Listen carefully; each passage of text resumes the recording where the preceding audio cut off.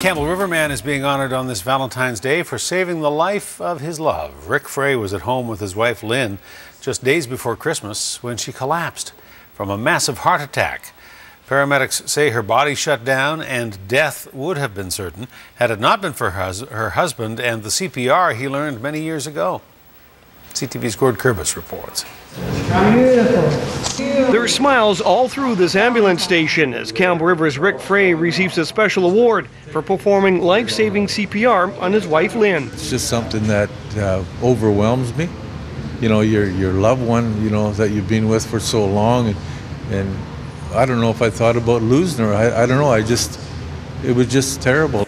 Lynn suddenly collapsed in her home on December 23rd of last year. Her husband, who learned CPR years ago as a commercial fisherman, instinctively went into action. To go in there and see her in that condition and, you know, gasping and then quit, and I knew, you know, I have to do something. Paramedics who attended the scene that evening say Lynn had died after the attack, but she was revived by defibrillation. She then spent several days in hospital in a coma. Well, this is the first time I've actually talked to one of my patients that has come back, and it's quite rewarding to see that he actually was able to be a big part of her survival. Lynn has had a good recovery so far, but at this point has lost her sense of taste and smell. The outlook on life is totally different.